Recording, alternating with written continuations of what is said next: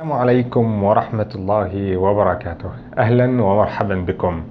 اليوم سنتحدث عما قالته آلاء بشأن الثورة المصرية، وسنعلق على ما استخدمته من كلمات ومصطلحات مختلفة.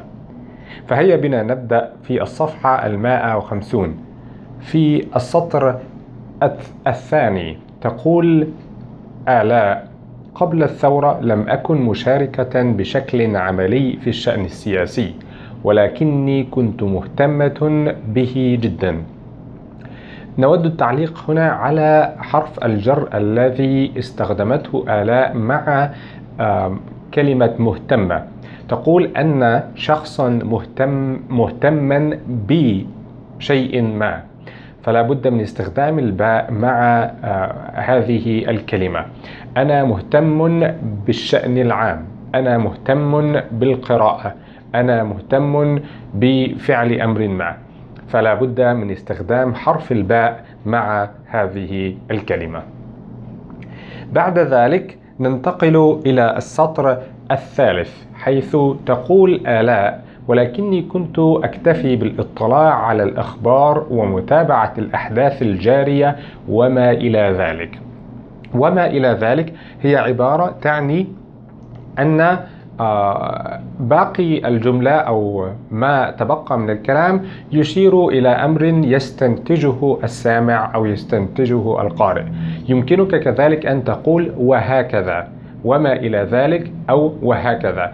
يعني مثلا أنا أريد أن أتعلم العربية، فأنا أذاكر دروسي وأكتب واجباتي وما إلى ذلك، أو وهكذا، أذاكر دروسي، أكتب واجباتي، وهكذا، وما إلى ذلك، وهكذا.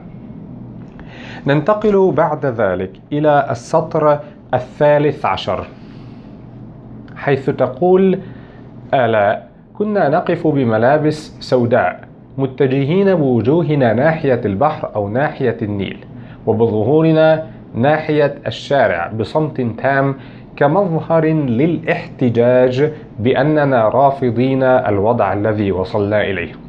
ونود التعليق هنا على ما قالته آلاء بعد أو عند استخدام حرف اللام كمظهر للاحتجاج. ويمكنك أن تستخدم حرف اللام كما ذكرنا سابقا لذكر الغاية من فعل أمر ما، فهم يفعلون ذلك للاحتجاج، والغاية أو الهدف من ذلك هو الاحتجاج، فنستخدم حرف اللام. وكما ترى فحرف اللام هنا يلحقه المصدر، فالمصدر هنا يلي حرف اللام وهو مصدر صريح كما رأيت، كمظهر للاحتجاج. يمكنك أن تقول مثلا: أنا ذهبت إلى المكتب لمقابلة رئيسي، لمقابلة رئيسي. تستخدم حرف اللام لذكر الغاية أو الهدف من فعل أمر ما، ثم بعد ذلك تلحقه بالمصدر لمقابلة رئيسي. نود التعليق كذلك على كيفية استخدام المصدر بعد حرف اللام هنا. فالمصدر بعد حرف اللام إن لم يكن يبدأ بالألف واللام، كما قلنا ذهبت إلى المكتب لمقابلة رئيسي، إن لم يكن هناك ألف ولام فهذا أمر مفهوم، فقط تستخدم المصدر. ولكن إن استخدمت الألف واللام فتقول مثلا: أنا ذهبت إلى المكتب للمقابلة، فتستخدم المصدر مع الألف واللام المقابلة. فعند ربط المصدر باللام تسقط الألف، تقول للمقابلة وليس للمقابلة، تسقط الألف وتقول للمقابلة، ذهبت للمقابلة، وهكذا. عظيم. ننتقل بعد ذلك إلى السطر 14، حيث تقول آلاء: ثم جاءت الثورة، خاصة بعدما قامت الثورة في تونس ونجحت، فشعر المصريين أنه قد حان الوقت. عندما تقول أن الوقت قد حان أو قد حان الوقت، الوقت قد حان أو قد حان الوقت، معناه أن هذا هو الوقت الملائم لحدث ما، لا بد أن يحدث في هذا الوقت. قد حان الوقت للتغيير، قد حان الوقت لبدء عمل جديد. فمعناه أن الوقت الآن هو الوقت الأفضل والوقت المناسب لحدوث شيء ما.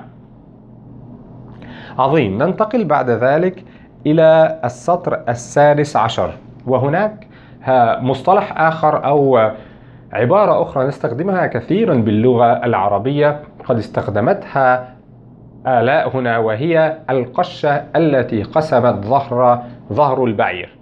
وهي القشة التي قسمت ظهر البعير بثورة تونس، وهذا في السطر 16.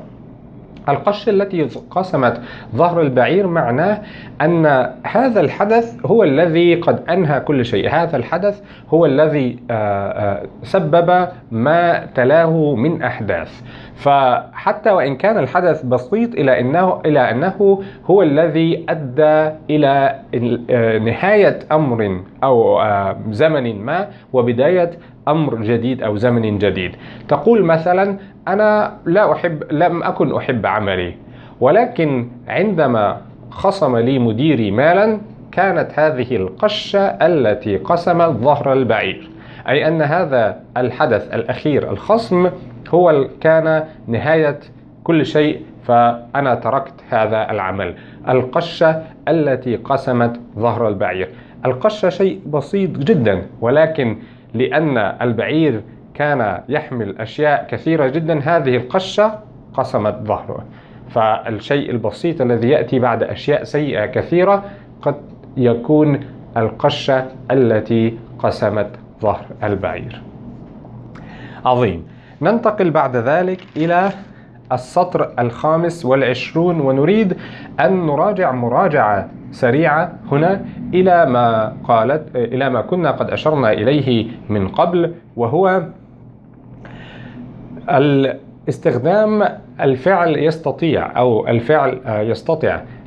عندما نستخدم هذا الفعل فيكون هذا الفعل ملحق بالمصدر. نقول هنا كنت قد اتفقت، أو تقول آلاء هنا كنت قد اتفقت ذلك اليوم إلى أن ألتقي مع صديقتي المقربة، ولكننا لم نستطع الوصول. الوصول بعد فعل يستطع، فنستخدم المصدر بعد الفعل يستطع، وهذا كنا قد شرحناه من قبل، ولكن وددت المراجعة هنا سريعا.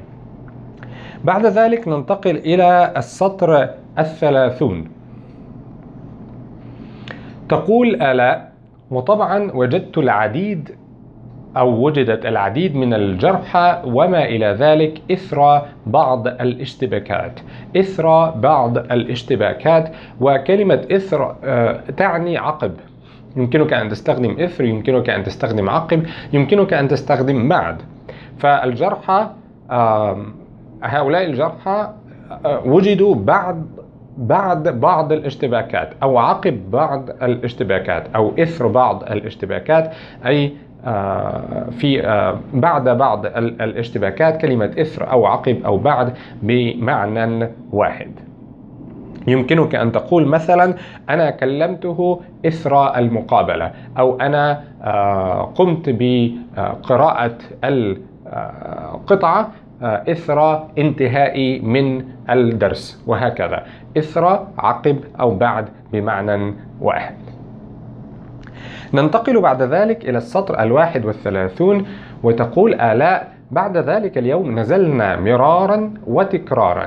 وهذه عبارة نستخدمها كثيرا في اللغة العربية. نقول ففعلت هذا الشيء مرارا وتكرارا، أي فعلته كثيرا، فلم أفعله مرة واحدة أو مرتين، بل أنا فعلته مرارا وتكرارا.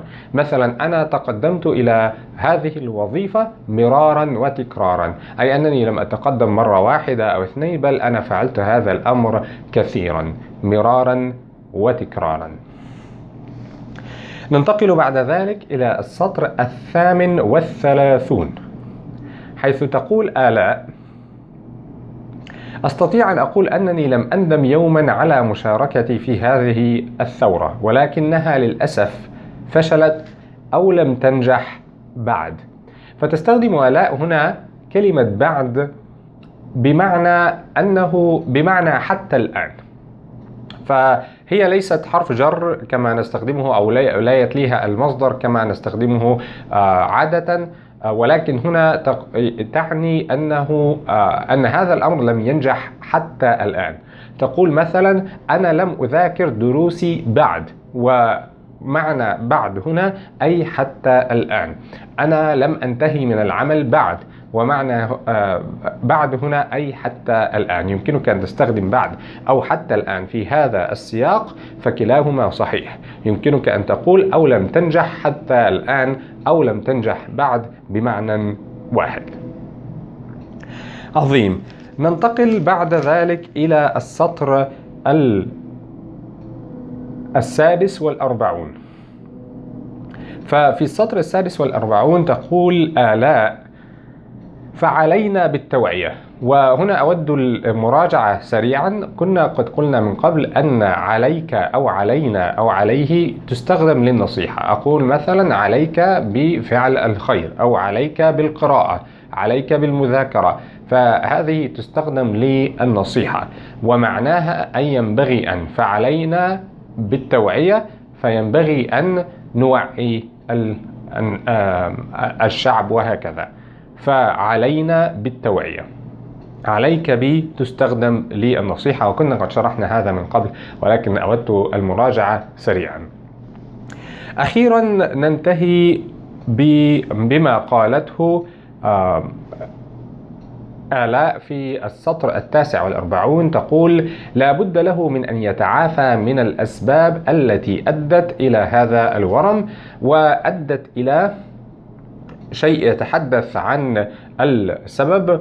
يمكنك أن تقول أدت إلى هذا الورم أو سببت هذا الورم. من الأسباب التي أدت إلى هذا الورم أي سببت هذا الورم، فأدى إلى بمعنى سبب. وبهذا نكون قد انتهينا من التعليق عما قالته آلاء بشأن الثورة المصرية وما استخدمته من كلمات وعبارات مختلفة. أتمنى أن تكونوا قد استفدتم من هذا الفيديو. أشكركم شكرا جزيلا، والسلام عليكم ورحمة الله وبركاته.